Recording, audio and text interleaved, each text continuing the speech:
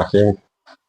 அன்பார்ந்த நேயர்களே, பலஸ்தீன் மீட்பு போர் 894வது நாளை அடைந்திருக்கிறது. இந்த 894வது நாளில் அடுத்த கட்ட பேச்சுவார்த்தைகளை நோக்கி முதல் நகர்வாக நெத்தன்யாஹூ அமெரிக்கா சென்றிருக்கிறார். அவர் பெரிய சவுடால் விட்டார். நான் நியூயார்க் போய்தான் அங்கிருந்து தான் ட்ரம்பை சந்திப்பேன் என்று. ஆனால் அவர் புளோரிடாவுக்கு நேரடியாக சென்று ட்ரம்பை சந்தித்திருக்கிறார். நேற்று சந்திச்சிருக்கணும். ராத்திரி 10:30 மணிக்கு இஸ்ரேலிய நேரப்படி அவர் நேற்று ட்ரம்பை சந்தித்திருக்க வேண்டும். அதன் பிறகு அங்கு அவர் தன்னுடைய போர் திட்டத்தை யுஎஸ் செக்ரட்டரி ஆஃப் ஸ்டேட் என்று சொல்லக்கூடிய வெளிவிவகாரத்துறை அமைச்சர் மர்டோவிடமும் வைஸ் பிரசிடென்ட் ஜே வான்ஸ் என்பவரிடமும் பேசுகிறார். அதன் பிறகு அவருடைய நிகழ்ச்சிகள் பல மர்மமாகவே இருக்கிறது என்று இஸ்ரேலிய ஊடகங்களும் பொதுவான ஊடகங்களும் தெரிவிக்கின்றன. வேலைக்கிழமை திரும்புகிறார். இது 2ஆம் கட்ட பேச்சுவார்த்தையின் முதல் தொடக்கம் என எடுத்துக்கொள்ளலாம். அதே நேரத்தில் ஈரான் மீது ஒரு தாக்குதலை நடத்த வேண்டும் என்பதுதான் அவருடைய பிரதானமான லட்சியம். அடுத்து ஹன்சாலா, ஈரானை சார்ந்த ஹன்சாலா என்ற ஹேக்கிங் குரூப், அதாவது இந்த இன்டர்நெட் தகவல்களை எல்லாம் எடுக்கின்ற அந்த குரூப், அது இப்பொழுது popular resistance for the oppressed people, popular resistance front for the oppressed people, ஒடுக்கப்பட்டோருக்கான முன்னணி என்று தன்னை அறிவித்து கொண்டு இஸ்ரேலுடைய அந்தரங்க செயலாளர், நெத்தன்யாஹூவுடைய அந்தரங்க செயலாளர் தான்சி பிரேவர்மேன் என்பவருடைய செல்போனில் இருந்தும் நெத்தன்யாஹூவினுடைய இதர கம்ப்யூட்டர்களில் இருந்தும் நிறைய தகவல்களை சேகரித்திருக்கிறார்கள். இந்த தகவல்களில் மிகவும் முக்கியமானது அக்டோபர் 7 பற்றி அவர்களுக்கிடையே நடந்த, அக்டோபர் 7, 2023 தாக்குதல் பற்றி அவர்களுக்கிடையே நடந்த பேச்சுவார்த்தைகள். இந்த பிரேவர்மேனை நெத்தன்யாஹூ என்ன செய்யலான்னு ஆலோசிச்சுட்டு இருக்கான்.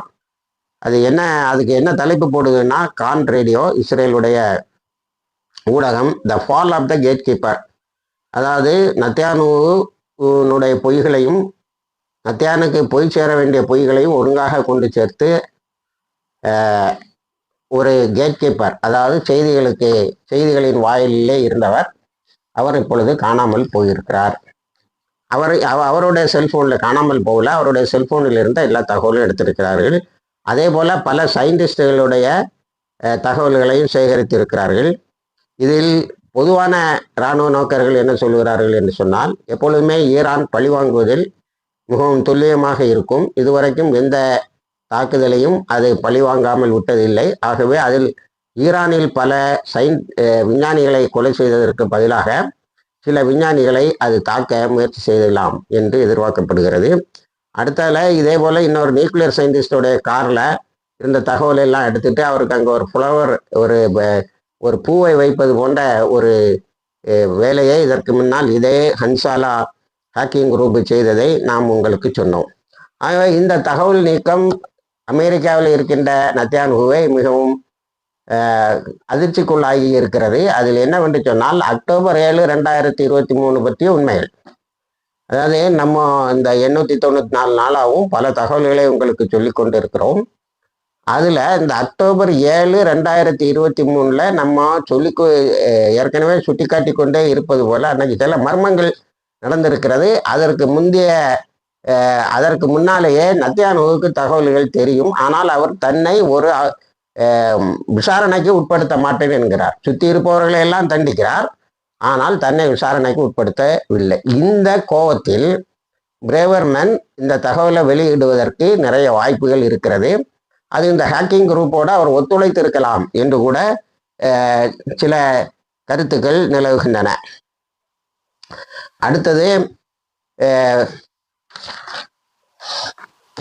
காசாவில் இருக்கின்ற சீதோஷ்ண சூழ்நிலை, புயல், குளிரோடு சேர்ந்த புயல், அதை தலைப்பு போடாங்க. ராத்திரி முழிச்சு காலையில் பார்க்கும்போது அவர்கள் ஒரு குளத்தின் நடுவே இருந்திருக்கிறார்கள். அப்போ நைட்டில் எப்படி தூங்குனாங்கன்னே தெரியல.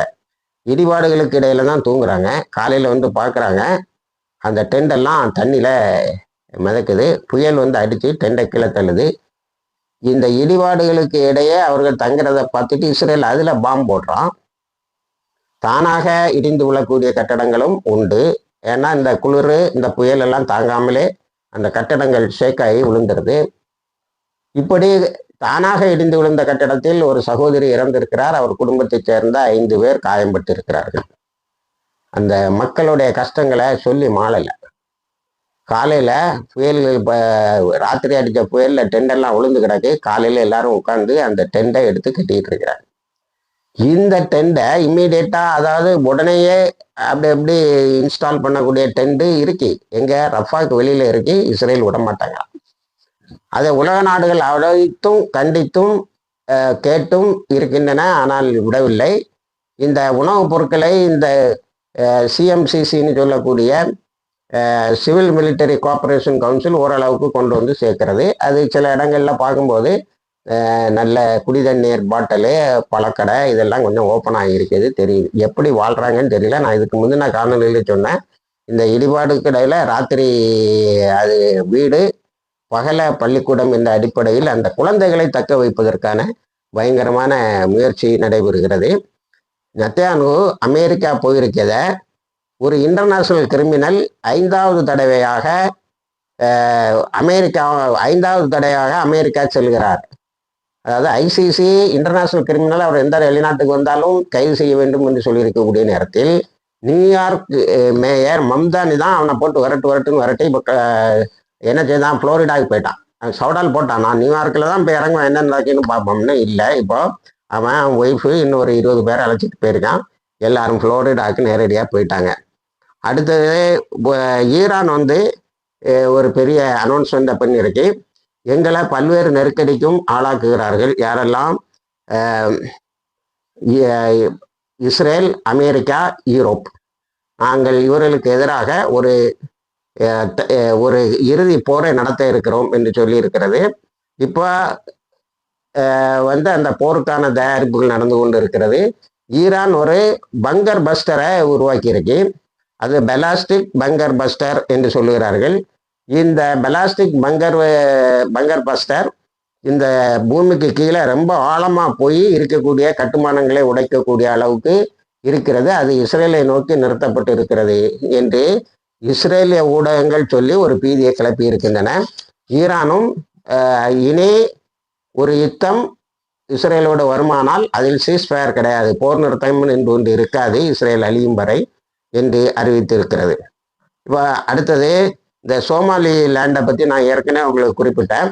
அதாவது சவுதி அரேபியா சோமாலியாவில் ஒரு பகுதியை பிரித்து இஸ்ரேலு, சோமாலியா லேண்டு, இஸ்ரேலுக்கு உதவியாக இருக்கிறது அமெரிக்காவும் யுஏயும், பிரித்து சோமாலியா லேண்டுன்னு ஒன்று உருவாக்கி காசால இருந்து அந்த மக்களை இப்போ அந்த நெருக்கடி கொடுத்து, குளிர்லையும் இதுலையும் ஷெல்டரும் உணவும் கிடைக்காமல் நெருக்கடி கொடுத்து அவங்க எங்கேயாவது தப்பிச்சு போனால் போதுன்னு வெளியில் வந்தால் இந்த சோமாலியா லேண்டில் கொண்டு போய் குடியிருத்தலாம் என்று இஸ்ரேல் திட்டமிட்டு இருப்பது தெரிய வந்திருக்கிறது. திட்டம் இருக்கே, அது தெரிய வந்திருக்கு. அதைத்தான் ஹூத்திஸ், நான் இதுக்கு முன்ன காணொலியில் சொன்ன மாதிரி, ஹூத்திஸ் நாங்கள் அதை தாக்குவோம், கல்ஃப் ஆஃப் ஈடன் என்று சொல்லக்கூடிய அந்த ஏடன் வளைகுடாவை இஸ்ரேல் பயன்படுத்த துணிகிறது, அங்கேதான் அதற்கு நாங்கள் சமாதி கட்ட இருக்கிறோம் என்று சொல்லி இருக்கிறார்கள். நிச்சயமாக இன்னொரு தாக்குதல் இருக்கிறது. அது காசாவில் இருக்கின்ற போர் நிறுத்தத்தோடு சம்பந்தப்படாதது என்று சொல்லியிருக்கிறார்கள். இதையே ஈரானும் சொல்லியிருக்கிறது. அப்போ ட்ரம்ப்பும் அதை ஒத்துக்கலை. இந்த மாதிரி வேலையெல்லாம் நீ அங்கே போய் செய்யாதேன்னு, அங்கே செய்யாத, சோமாலிலேண்டுங்கிறது யாருக்கு தெரியும் அப்படின்னு. நெத்தன்யாகு என்ன சொல்கிறான்னா, அமெரிக்கா வந்து சோமாலிலேண்டை ஒரு தனி நாடாக அங்கீகரிக்க வேண்டும். இப்போ சோமாலியாவில் ஆட்சியில் இருக்கிறவர் ஒரு அமெரிக்க அடிவரடி அப்துல் ரஹ்மான் சொல்லி, அவரும் இதை ட்ரம்ப்கிட்ட வந்து கேட்டிருக்கிறார். சோமாலிலேண்டு தனியாக வளர்ச்சி பெற போகிறது. எப்படி வளர்ச்சி பெறும்? காசாவில் இருக்கக்கூடிய அப்பாவிகளை எல்லாம் கடத்தி சென்று அங்கே குடியிருத்துவதற்கு. ஆனால் பாலஸ்தீனிலே வாழக்கூடிய அந்த மக்கள், குறிப்பாக காசாவில் வாழக்கூடிய மக்கள் அத்தனை கஷ்டங்களையும் தாங்குவோம், ஆனாலும் நாங்கள் எங்கள் இடத்தை விட்டு பிரிய மாட்டோம், வாழ்வு அல்லது மரணம் அங்கேதான் என்று இளம் வயது பெண்கள் கூட அதை அறிவித்திருக்கிறார்கள். இந்த குளிரிலும் இந்த புயலிலும் இந்த இடிபாடுக்கு இடையிலான அறகுறையான வாழ்க்கையிலும் அவர்கள் அதில் உறுதியாக இருக்கிறார்கள் என்பது மிகவும் முக்கியமானது. அடுத்தது, நான் மேக்கரைக்கு வருவோம்னு சொன்னால், மேக்கரையில் இஸ்ரேலிய இராணுவம் இப்போ என்ன செய்துட்டு இருக்குன்னா, அங்கே இருக்கக்கூடிய தண்ணீர் வாட்டர் ஃபெசிலிட்டிஸ்ன்னு சொல்லக்கூடிய தண்ணீர் நிலைகள் அது இதையெல்லாம் அடித்து உடச்சி அதை அடித்து உடைச்சா அந்த மக்களுக்கு தண்ணி கிடைக்காத ஒரு சூழ்நிலையை உருவாக்கி இருக்கிறது. இதை வாட்டர் வார், தண்ணீர் யுத்தம் என்று எல்லோரும் அழைக்கிறார்கள். ஆனாலும் போராளிகள் நேற்று அடித்த அடியில் ஜெருசலத்துக்கு பக்கத்தில் இருந்த ஜெருசலத்துக்கு தூரத்தில் இருந்த அந்த சுற்றி இருந்த கிராமங்களில் இருந்து இஸ்ரேலிய இராணுவம் வெளியேறி இருக்கிறது. அதே மாதிரி கபாட்டியா என்ற ஒரு கிராமத்தில் 60 இஸ்ரேலிய இராணுவத்தினர் தங்களை இழந்திருக்கிறார்கள் அல்லது போராளிகளால் அழிக்கப்பட்டு இருக்கிறார்கள்.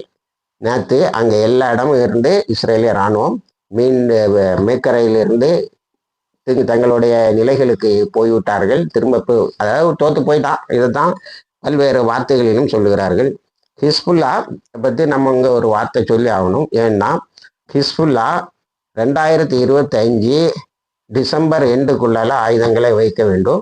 நேற்று அவங்க இன்னொரு அறிக்கை விட்டாங்க, இதில் ஆயுதங்களை கீழே வைப்பது என்பது இல்லை. முதல்ல இவர் கொஞ்சம் கொஞ்சமாக அப்படி கொடுக்கலான்னு தான் இருந்தார். ஆனால் ஈரானுடைய செக்யூரிட்டி கவுன்சில் மெம்பர் இவர்கிட்ட சொல்லிட்டு போன பிறகு ஆயுதங்களை கீழே வைக்கக்கூடாது என்று சொன்ன பிறகு அவர் அதில் உறுதியாக இருக்கிறார். நான் சொல்லியிருக்காரு, இஸ்ரேலு ஆக்கிரமிப்பை அகற்றிவிட்டு வெளியிலே போகாத வரைக்கும், லெபனானில் இருந்து வெளியே போகாத வரைக்கும் ஆயுதங்கள் பற்றிய பேச்சுவார்த்தையே இல்லை, நாங்கள் வைக்க மாட்டோம்னு சொல்லியிருக்காரு.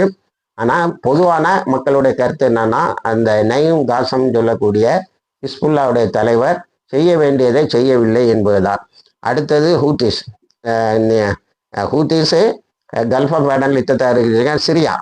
சிரியாவில் ஒரு இந்த இப்போ இருக்கக்கூடிய ஜூலானி ஐஎஸ்ஐ ஏஜெண்டாக தான் அங்கே அனுப்பப்பட்டார். யாரால? அமெரிக்கா, யூகே, இஸ்ரேல், இவங்களால ஐஎஸ்ஐ ஏஜெண்டாக தான் அங்கே அனுப்பப்பட்டார். ஆனால் அவர் தன்னுடைய கோலத்தை மாற்றி மாற்றி மூன்றாவது ஒரு அமைப்பை கட்டி அந்த அமைப்பை வைத்து கொண்டு தான் இந்த நாடுகளோடு, துருக்கியும் கூட உண்டு, இந்த இஸ்ரேலு, துருக்கி, அமெரிக்கா, இந்த 3 நாடுகளுக்கும் கூட சேர்ந்து அவர் என்ன பண்ணார், இந்த ஆசாதை விரட்டினார்.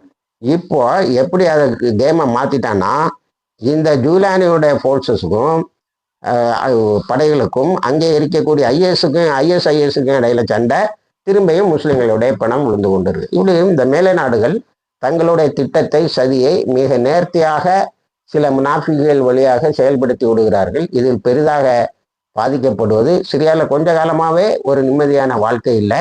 ஆனால் ஈராக்கில் போய் இவனை ஆக்கிரமிக்க போனால் 10 வருஷம் சண்டை போட்டு அந்த போராளிகள் அமெரிக்கா வெளித்தள்ளிட்டாங்க. இப்போ ஈராக் ஓரளவுக்கு இல்லை, நல்லாவே இருக்கு. அது இந்த தடவை நமக்கு எண்ணெய் ஏற்றுமதியில் 6.5 பில்லியன் டாலர் உதவி கிடைத்திருக்கிறது என்று சொல்லியிருக்கிறார்கள் என்று அறிக்கை விட்டு ஒரு பட்ஜெட்டையும் சப்மிட் பண்ணியிருக்காங்க.